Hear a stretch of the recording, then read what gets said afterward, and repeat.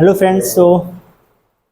आज आपकी new class है आपके कॉमन जनरेट की। हम चाहते हैं कि आप इस क्लास को भी उतना ही ध्यान से मन से पढ़ें जो आप पिछले क्लासों को देखे हैं एंड पढ़े हैं। आज भी हम सेम तरह के क्वेश्चंस लाए हैं जो आपने पिछले क्लास में पढ़ा था। मैं जानता हूँ कि कुछ क्वेश्चंस बेसिक भी होते हैं, एडवांस भी होते हैं, लेकिन हम इसमें बेसिक टू एडवांस दोनों लेके चलेंगे। इस सेंटेंस में हम व्हाइट बोर्ड पर मैंने एक सेंटेंस लिखा है, आप देख सकते हो। Try to avoid arousing anger and fear among the children. इस सेंटेंस में आपको बताना है कि सेंटेंस में गलती क्या है। तो सबसे पहले हम सेंटेंस के बारे में जान जाते हैं कि सेंटेंस किस तरह का है। आप देख सकते हो सेंटेंस की शुरुआत एक वर्ब से हो रही है। सबसे पहले आप देख सकते हो सेंटेंस की शुरुआत एक वर्ब से हो रही है, जो आपका ए वर्ब। यदि किसी भी सेंटेंस की शुरुआत वर्ब से हो तो उस सेंटेंस को हम समझते हैं इंपेरेटिव सेंटेंस।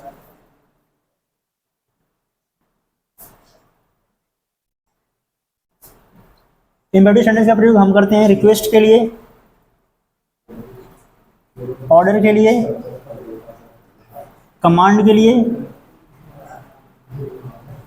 एडवाइस के लिए, etc।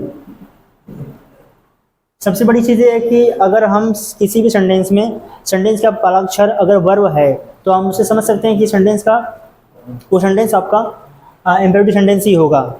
एग्जाम्पल, ये आपको थोड़ा सा देखने में डिफिकल्ट सेंटेंस लगेगा, लेकिन थोड़ा सा मैं इसको इजीफाई कर दे रहा हूँ ताकि आपको समझने में दिक्कत ना हो। जैसे एक सेंटेंस देखिए, help the poor.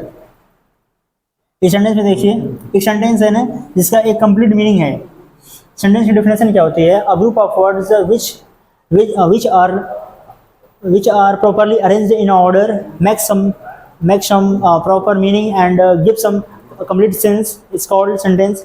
Means many I can make it we can make it easily by using any words like we have seen in the sentence। मैं हिंदी में बोलना चाहूँगा। आप इस सेंटेंस में देखिए, हेल्प जो आपकी ये जो वर्ड है इसको हम कंसिडर करेंगे वर्ब के रूप में। जो आपका द पुअर है, इस हेल्प का ऑब्जेक्ट है। वर्ब अपने साथ ऑब्जेक्ट रहती ही है, हम जैसे जानते हैं, लेकिन इंपेरेटिव सेंटेंस में हम किसी तरह का सब्जेक्ट नहीं लगाते हैं। इंपेरेटिव सेंटेंस की शुरुआत ही केवल वर्ब से होती है। इसमें आप देख सकते हो इस सेंटेंस में जो लिखा गया है, try to avoid arousing anger and fear among the children। मतलब कि प्रयास कीजिए अवॉइड करने का, arousing उठने वाले, एंगर क्रोध, फियर भय, among the children। इसमें मिस्टेक आपका among वर्ड है। इसको थोड़ा हम समझ लेते हैं कि यहाँ पे मिस्टेक क्यों है। इसको मैं मिटा रहा हूँ।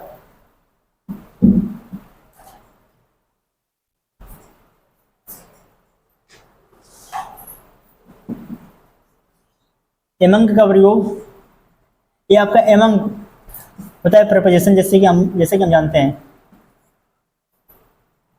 एमंग का प्रयोग हम करते हैं when we talk about the things like they are in huge numbers, in many numbers. जैसे कि कोई भी चीज़ किन्हीं चीज़ों से घिरी हुई है। जैसे कि if a thing surrounded by someone और समथिंग। कोई भी चीज़ किसी मतलब लोगों से घिरी हुई, मतलब बोल सकते हैं someone mean to say that people and things, something means things that will be in plural form। among का प्रयोग हम मोर देन वन, अगर कोई भी चीज़ बहुत लोगों के बीच में है, ऐसे उस कंडीशन में अगर हमें दिखाना हो among, तो हम उस कंडीशन में हमें मे के अर्थ में यूज करना हो कोई भी वर्ड इन हम जैसे में अर्थ में करते हैं, एमंग करते हैं। फॉर एग्जाम्पल देखो, he is standing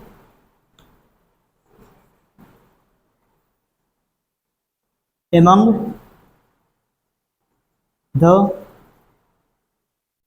among the students। अगर कोई व्यक्ति, अगर हम जब भी किसी व्यक्ति की बात करते हैं तो वह किन्हीं लोगों के बीच में घिरा हुआ है, मतलब कि एक से अधिक लोगों के बीच में अगर है कोई चीज़, तो वहाँ पर हम उस कंडीशन में हम इन के अर्थ में एमंग का प्रयोग करते हैं। एंड आपका सेकंड इन का प्रयोग, कोई चीज़ किसी चीज़ में है, कोई भी चीज़ किसी चीज़ में है, जैसे कि जैसे जैसे मतलब हमें बोलना हो, इसका मतलब निकलेगा कोई भी चीज़ किसी, जैसे इसका मतलब हो जाएगा कंटेंड विद इन। मान लीजिए कोई भी चीज़ किसी चीज़ में है, उस चीज़ को अगर हमें रिफ्रेश करना हो तो हम बोल सकते हैं सेंटेंस जैसे कि he is now he is standing in his room। यहाँ पे जैसे कि आप देख सकते हैं, वह व्यक्ति किसी प्लेस या किसी ऐसी जगह पर है जहाँ पर वह उस चीज़ के अंदर है। कंटेंट विद इन, कोई चीज़ किसी चीज़ के अंदर हो, मतलब कहने का जैसे कि आप यहाँ पर समझिए इस चीज़ में, मान लीजिए यहाँ पर ऐसे बन गया चार खाना में बना दिया, इसके अंदर कोई चीज़ है, इसके अंदर कोई चीज़ है। मान लीजिए इसमें 2 लड़के हैं, इसमें 3 लड़के हैं, इसमें 4 या 5, बात करने हो कि इस बॉक्स में 3 लड़के हैं, तो क्या मैं बोलूँगा, बोल सकता हूँ कि इस लड़के, तो वहाँ पर इसेंस निकलेगा विद इन का, अंदर, विद इन, मतलब इसमें है कंटेंट विद इन, तो उस सेंस में हम प्रीपोजिशन यूज करते हैं इन। ऐसी ऐसी चीज़ जो, ऐसी कोई चीज़ जो लोगों से घिरी हुई है, लोगों के बीच में है, उनके अंदर नहीं बल्कि लोगों के बीच में घिरी हुई है, तो उस सेंस में हम प्रयोग करते हैं एमंग का। जैसा कि आप यहाँ पर देखो, इस सेंटेंस में देखिए आप, हाँ, ये से आप इस सेंटेंस को पढ़ के आप इसका मीनिंग के अनुसार आप गलती इसमें बता सकते हो। ट्राई टू अवॉइड, हमें प्रयास करना चाहिए अवॉइड, अवॉइड करने की क्या, अराउजिंग, उठने वाले, एंगर, क्रोध, एंड फियर, हमें उठने वाले क्रोध और फियर को अवॉइड कर अवॉइड करने के लिए ट्राई करना चाहिए। इसमें चिल्ड्रेन में, बच्चों के अंदर, इन लोग, एमंग अगर बोलेंगे तो इसका मतलब निकलेगा कि वो चीज़ों, ये चीज़ जो है उनसे घिरी हुई है, लेकिन ऐसा नहीं है, ये चीज़ लोगों के अंदर होती है, पाई जाती है। एंगर एंड फियर लोगों को अंदर पाया जाता है, ये नहीं कि, ऐसा नहीं बोल सकते हैं कि एंगर और फियर लोगों से घिरा होता है, उनके आसपास होता है, ऐसी ऐसी सेंस में, ऐसा सेंस में हमें नहीं यहाँ पर उस चीज़ को बताना है। तो इसलिए अगर कोई चीज़ किसी के अंदर हो तो उस सेंस में हम एमंग नहीं बल्कि इन का प्रयोग करते हैं। तो यहाँ पर प्रीपोजिशन का आपका एरर है, आप देख सकते हो। तो आपका पहला सेंटेंस आज का था जो हमने समझा दिया है। यदि आपको समझ में आया हो तो प्लीज़ बता दीजिएगा कि आपको समझ में आ गया है। तो सेकंड सेंटेंस आज का हम देखते हैं। आप चाहो तो इसका स्क्रीनशॉट या इसको आप उतार सकते हो। आज का हम दूसरा सेंटेंस पढ़ते हैं, इसको मैं मिटाना चाहूँगा पूरे सेंटेंस को। आज का दूसरा सेंटेंस थोड़ा इजी मैं दूंगा, ये थोड़ा डिफिकल्ट था समझने के लिए, लेकिन फिर भी आप इसको अगर समझ में नहीं आएगा तो वीडियो फिर से देखकर आप इसको समझ सकते हो। बहुत ज़्यादा डिफिकल्ट नहीं है, इजी है। चीज़ों को आप ध्यान से सुनेंगे, समझेंगे तो आपको इजी लगेगा। अगला सेंटेंस देखिए,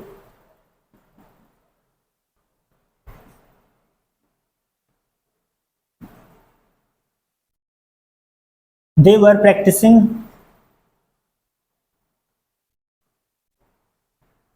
hard to win the match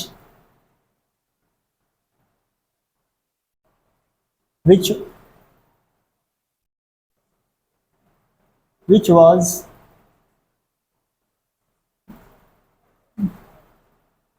which was held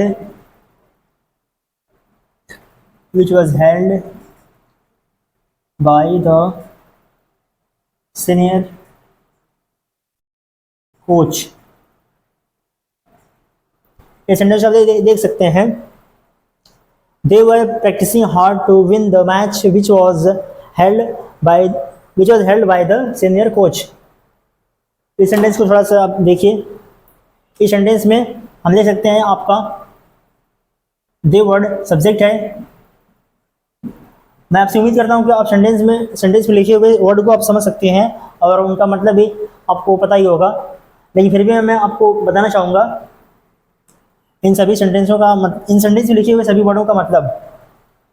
आपका वर्ब, ये आपका वर्ब है जो इसके अकॉर्डिंग यूज किया गया है, एंड प्रैक्टिसिंग आपका ए भी वर्ब है। आपको मिस्टेक क्या है सेंटेंस में देखकर पहचानना है। यदि आप नहीं पहचान पा रहे हो सेंटेंस में मिस्टेक क्या है तो मैं आपको हेल्प करूंगा। इसमें आपका हार्ड वर्ड एडवर्ब है जो इस प्रैक्टिसिंग मेन वर्ब को क्वालिफाई कर रहा है। टू विन आपका इन्फिनेटिव है, and the match is to infinitive verb का ऑब्जेक्ट। ये नहीं कि इस प्रैक्टिसिंग वर्ड का ए ऑब्जेक्ट है, नहीं, इज टू विन वर्ड का ए द मैच ऑब्जेक्ट है। विच आपका ए रिलेटिव प्रोनाउन है।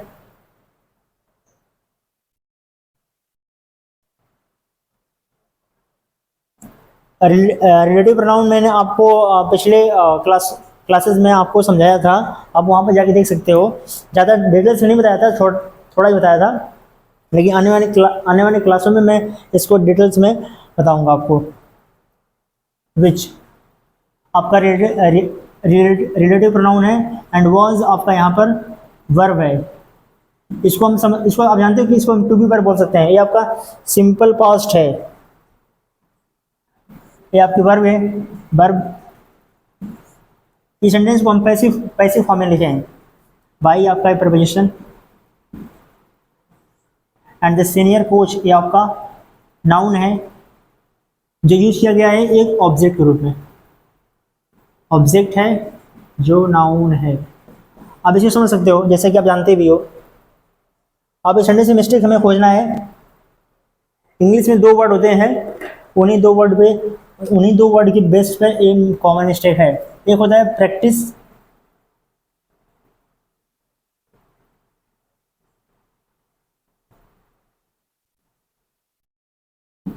एक सेम वर्ड होता है, इसका भी सेम प्रोनाउंसिएशन इसके सेकंड वर्ड का भी होता है। जैसे कि इसको हम बोल सकते हैं प्रैक्टिस।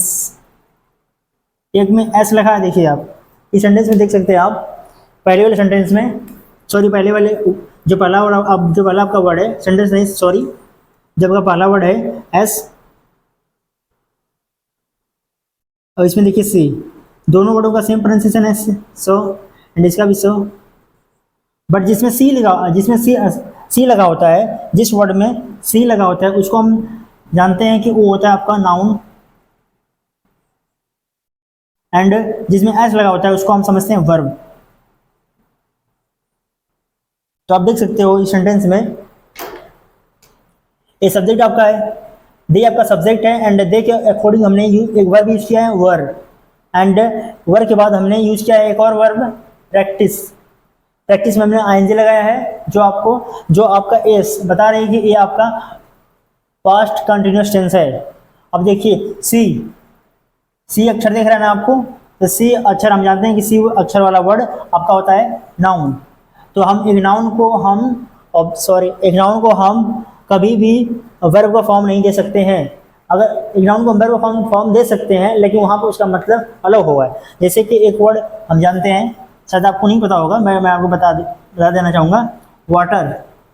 वाटर जो आपका वर्ड होता है, ये आपका नाउन भी है और आपका वर्ब भी है। सेम ऐसे ही आपका एक वर्ड है हाउस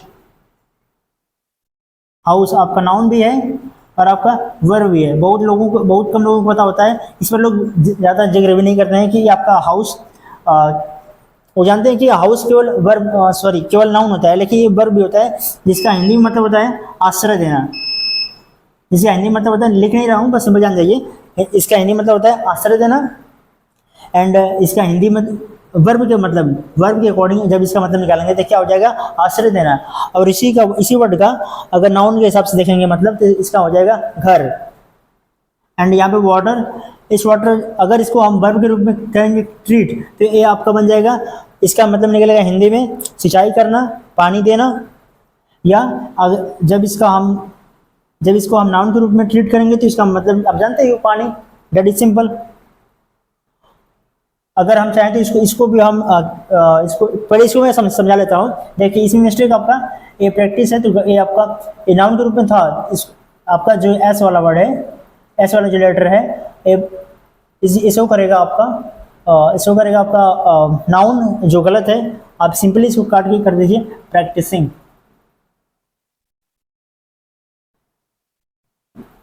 थोड़ा सा मैं इसको आपको समझाना चाहूँगा, तो थोड़ा यदि आप इसको समझ चुके हैं तो थोड़ा सा मैं इसको मिटाकर आपको समझाऊंगा। देखिए इंग्लिश बहुत ही डिफिकल्ट चीज़ नहीं है, लेकिन लोग समझते हैं कि डिफिकल्ट है। यदि आप वाकई में सीरियसली चीज़ों को अगर अध्ययन करते हैं, पढ़ते हैं, तो आप जान जाओगे कि हाँ मतलब चीज़ें एग्जिस्ट करती हैं, वो उनका फॉर्म चेंज हो सकता है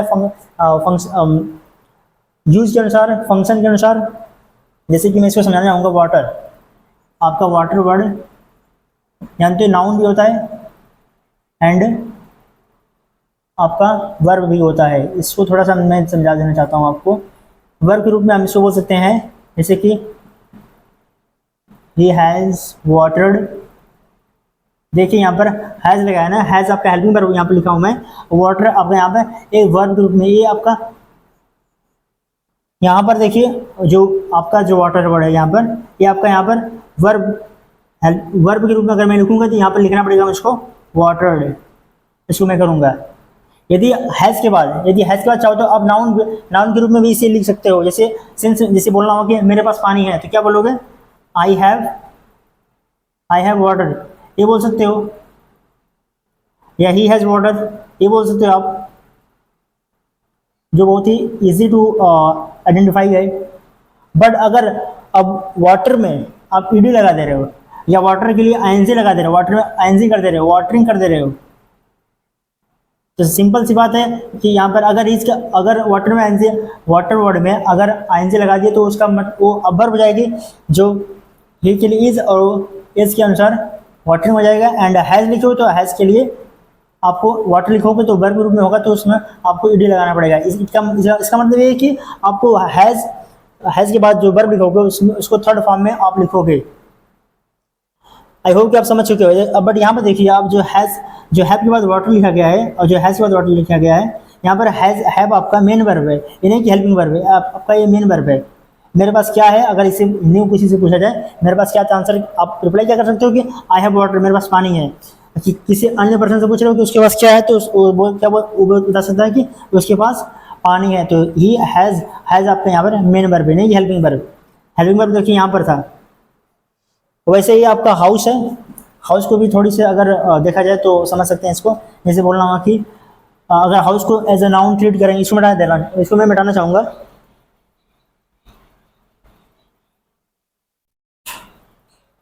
यदि हाउस जो आपका वर्ड है, यदि आपको इसको नाउन के रूप में करोगे तो ये जानते हो कि आप नाउन के रूप में इसको अगर देखोगे तो आपको इसको नाउन में और इसका फंक्शन क्या होता है, कॉमन नाउन। कॉमन नाउन बोल सकते हो इसको।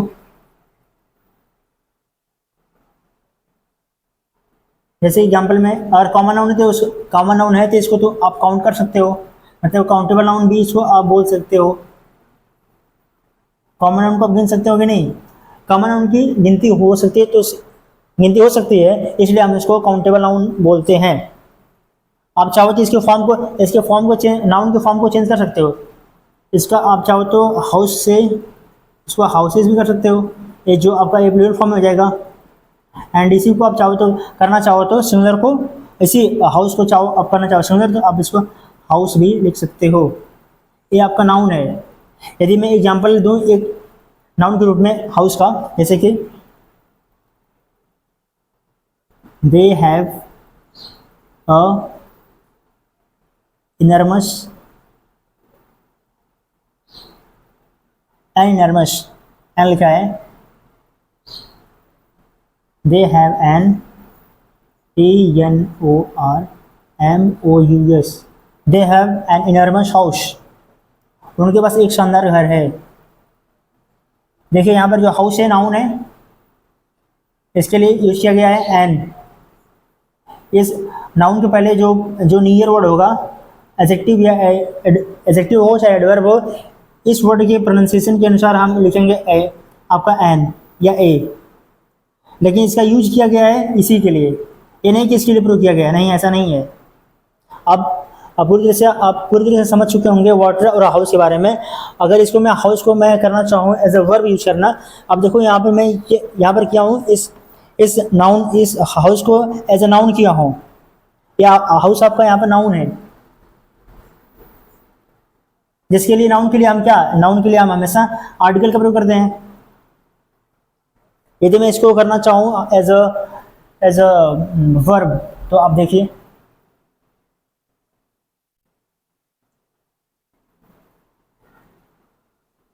ये चीज़ें हो सकता है कि आपको थोड़ा सा नहीं लगती हो, लेकिन मैं आपको बता देना चाहूँगा। हाउस अगर आपका वर्ब है, इसका मतलब होता है आश्रय देना, एज ए वर्ब। आश्रय देना जिसकी हिंदी होती है, जैसे कि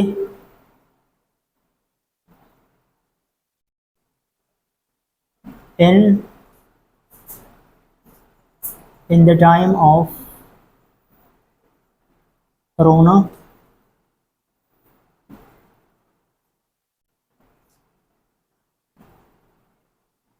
many people नहीं, many strangers,